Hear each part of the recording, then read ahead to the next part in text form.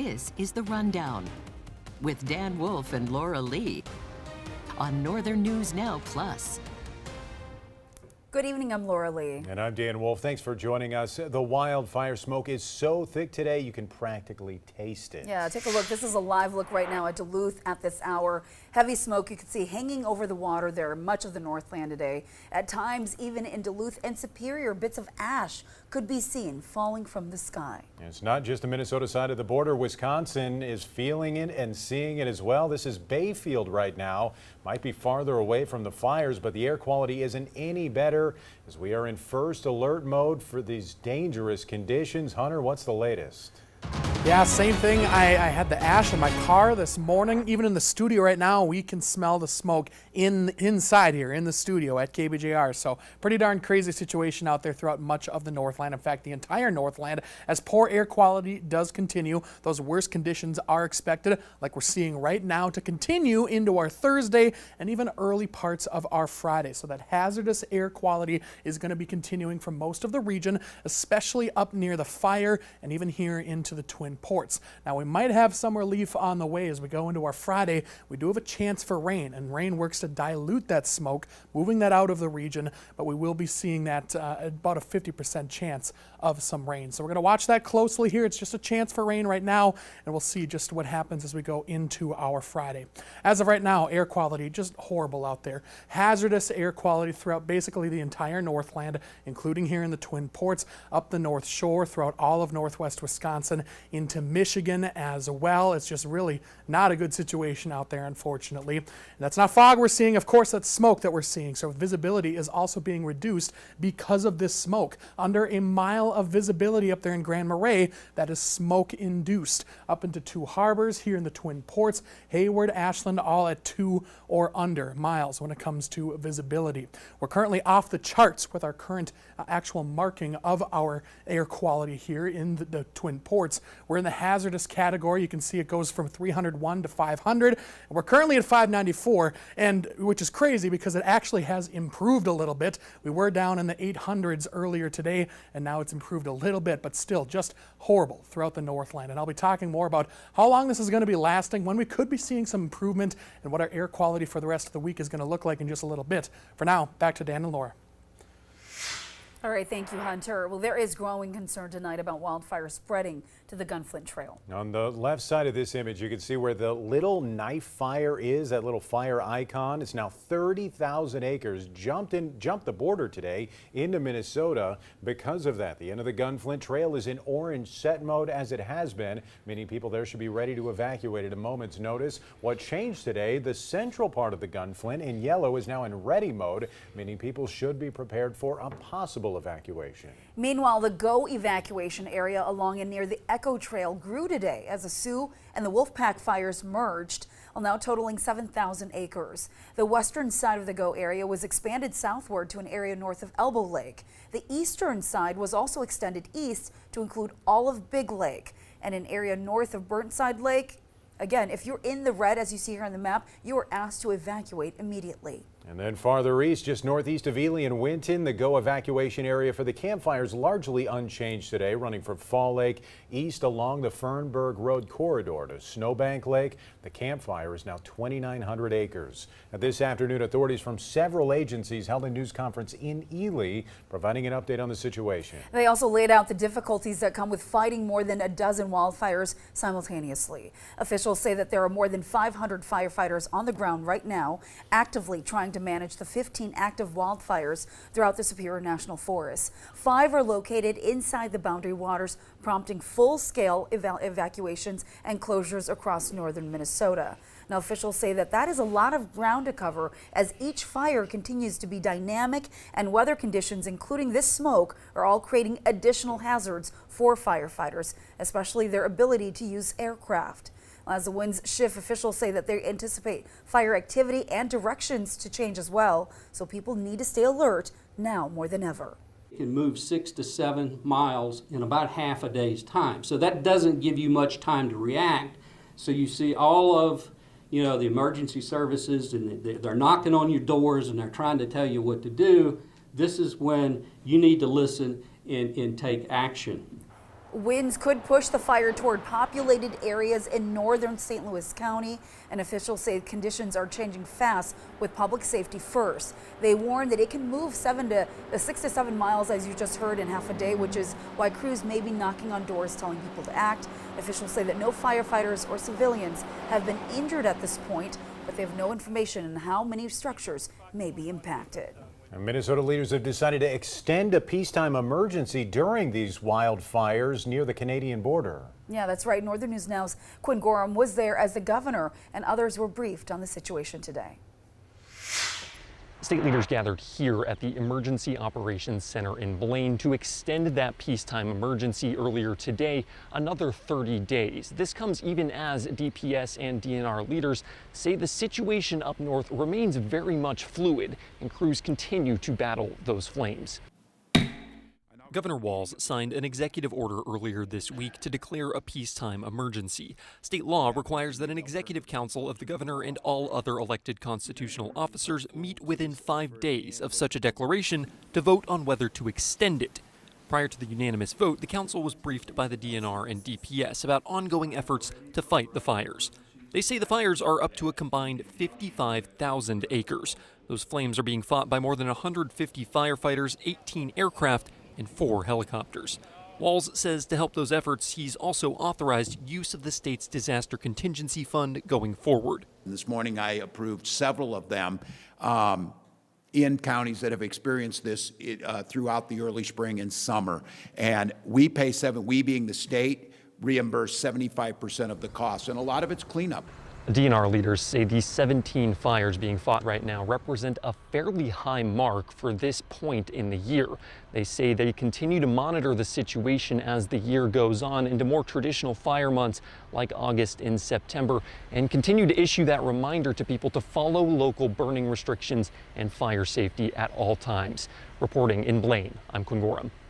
And Governor Tim Walz also says 2 groups of YMCA campers from Minnesota are in the process of being rescued after being stranded in a remote area of Ontario where those fires are burning. My deep gratitude to Premier Ford, to the people of Canada, have always been there. It took one call, and over the night, all their forces were activated to go and rescue Minnesota campers from the Y. And during the press conference today, Walz said the first group was extracted this morning by Canadian Air Force and are now safe. The second group is in a safe location, but they're still in a very remote area and will be rescued soon. Well, this harrowing scene captures the moments. A Canadian National Railway crew surrounded by raging wildfire in Canada. Take a look at this. Just terrifying. It happened Monday night near Armstrong in northern Ontario. A spokesperson for the CN Railway confirmed that the crew thankfully was safely evacuated, but offered no other details at this hour. There are more than 100 active wildfires in northwestern Ontario this week. Well, there continues to be a lot to cover when it comes to these firefights. So if you want to keep track on the progress being made and to be alerted to a moment that evacuation order is issued for your area, be sure to download our Northern News Now mobile app. Well, one person is in custody tonight after a standoff with police. It started about 9:30 this morning after a man with a gun allegedly threatened a moving company and then barricaded himself inside a storage unit in downtown Duluth near West 1st Street and 1st Avenue. According to police, a landlord in that area had arranged for a moving company to help a 59-year-old man move out of the unit. People with the moving company say he was being evicted, and then he grabbed a weapon. He said, I have tenant rights, and if y'all don't leave, I heard y'all gonna get it. Everybody gonna get it. I saw him reach. He went to a corner, reached for a big old bag. Looked like it, could be some type of rifle or something like that. Started pulling it out, picked it up, and he said what he said, and everybody got out of there. Eventually, the suspect barricaded himself inside a nearby storage unit. Police, including the SWAT team, spent hours negotiating with him to come out. The suspect eventually came out and was taken into custody. No one was hurt. Police also say they found several firearms on scene. Still to come, new details about what prompted a Democrat running for Wisconsin governor to fire her campaign manager. Plus, health experts share tips for how to deal with these dangerous air quality.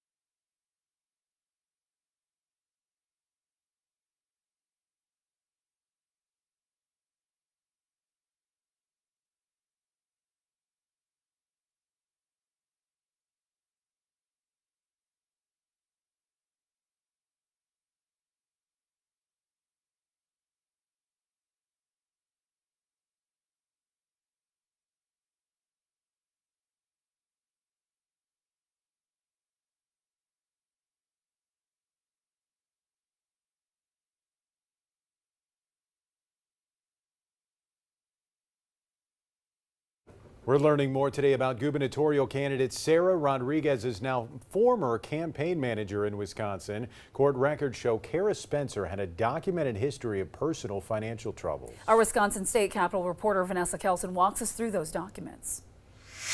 Public court documents show Sarah Rodriguez's former campaign manager, Kara Spencer, was sued 2 times in small claims court and faced eviction filings over more than $8,000 in unpaid rent and fees. Then Rodriguez launched her campaign for governor and put Spencer in charge of the finances. It was an enormous shock that this happened. Rodriguez says her campaign has hundreds of thousands of dollars less than expected after Spencer filed inaccurate and incomplete campaign finance reports. Rodriguez fired Spencer on Sunday. We are still looking to see if there's any additional discrepancies beyond that.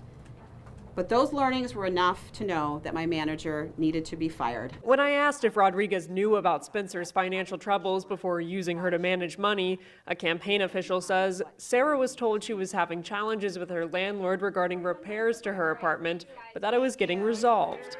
If elected governor, Rodriguez would oversee the state's more than $100 billion state budget and hire the people who would help write it. If I find something that is wrong within the budget or the budgeting process within the state of Wisconsin, you can count on me as governor to be fully transparent about it. Rodriguez says she's committed to staying in the race. The primary is August 11th. 5 Democrats and 2 Republicans will compete to represent their parties in the general election in November. From the Wisconsin State Capitol, Vanessa Kelson. Poor air quality is expected to continue as we go into our Thursday and the first half of our Friday. An air quality alert has been issued for basically the entire Northland and a good portion of the United States. I'll talk more about all of this, how long we're expected to see this last, right after the break.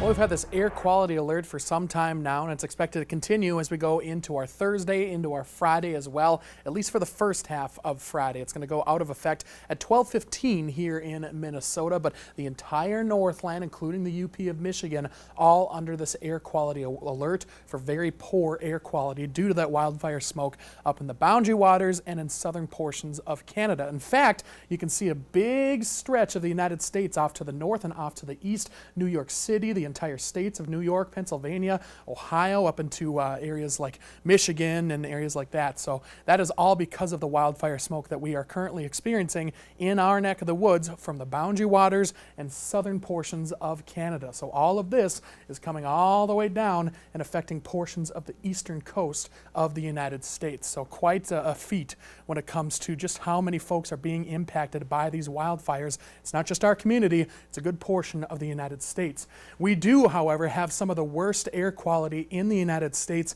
if not the world, currently here into our region and areas like northern Wisconsin, Michigan, all those areas down into the purple or the maroon, a very unhealthy or hazardous air quality. Very dangerous situation for basically anybody out there. Again, this is impacting every human being that is living in our region right now. Currently maroon hazardous air quality here in the Twin Ports, up the North Shore, over into northwest Wisconsin, into Michigan as well. Thankfully, we're expected to see a little bit of an improvement as we go towards the end of this week. But in the meantime, just a great idea. Stay indoors, keep those windows closed, wear a mask if you need to, if you're going outside, of course. So just be very mindful as we go into these next couple of days, as it can impact anybody out there, but especially folks with respiratory issues. So be very safe as we go into these next couple of days. It's not expected to improve as we go into our Thursday. In fact, winds are going to be switching out of the east. It will be cooler near Lake Superior, but some of that smoke is expected to kind of push back into the onshore areas, move further down to the south as well, down towards the Twin Cities, and continuing as we go into our early parts of Friday. However, Friday, we do have a chance for some rainfall, and that will help the situation if we do see that rain. But as for the next couple of days, we are expected to be still in the maroon for the majority of the region. That's hazardous for all people out there. Similar story in northwest Wisconsin, not quite as bad, very unhealthy, although I would not be surprised to see still that continuation of that hazardous air quality almost throughout the entire Northland as we go into our Thursday. So very unfortunate situation when it comes to our air quality here in our region.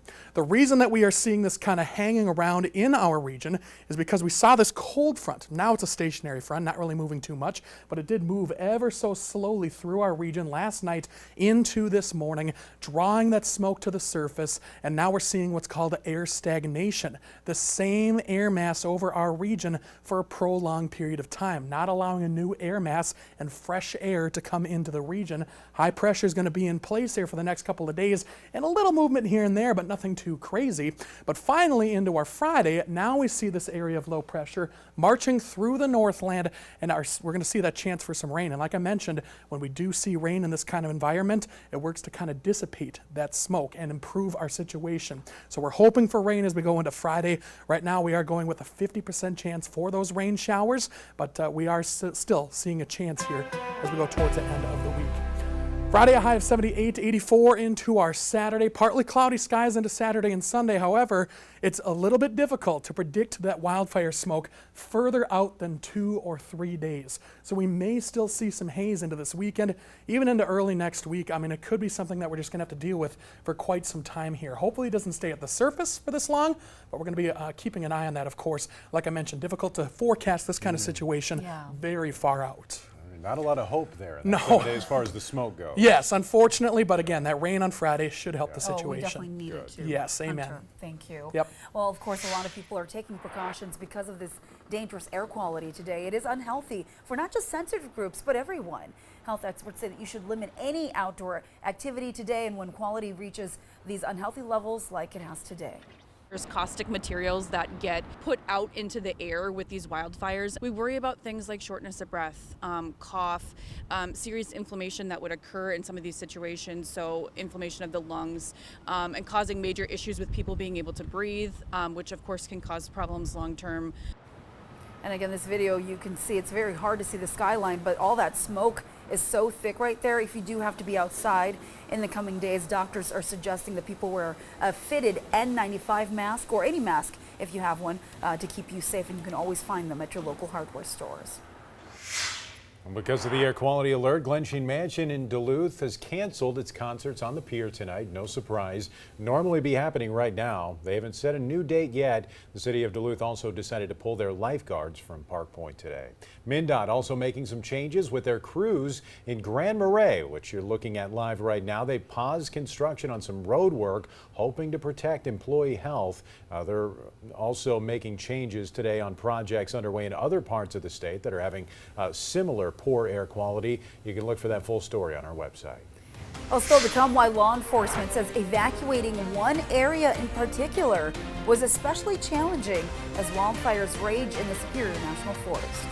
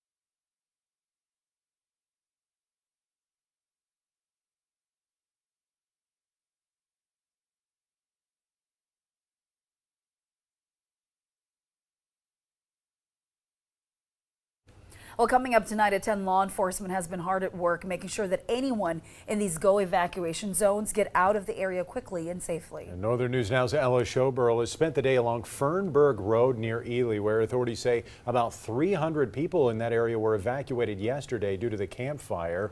Lake County's chief deputy, along with 7 other deputies and state troopers, stopped door to door yesterday to notify those living in the Fernberg corridor that they needed to leave. Tonight at 10, Ella is going to be live there breaking down everything it took to make that happen in a 100-mile area, and she'll explain what further complicated that evacuation.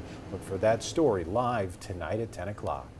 All right, before we close out the show, Hunter, I know you're still tracking the latest. I think the biggest talker of the day is the air quality that's impacting us, all of us down here in the Twin Ports. Exactly, and unfortunately not really improving anytime in the next 24 hours, but perhaps in the next 48 hours. We're expecting this to continue to be hazardous for all people out there throughout the majority of the Northland. Wisconsin in the purple right now, but I would not be surprised to continue to see them in the maroon here as we go into our day tomorrow. But eventually that chance for rain it does increase into our Friday. That will help if it does rain throughout the Northland. Right now it's about a 50% chance. Models aren't really agreeing, unfortunately, but we're going to watch that very closely as we go towards the end of this week. All right, thank you, Hunter. Yep. And thanks for joining us tonight on The Rundown. We'll see you at 10.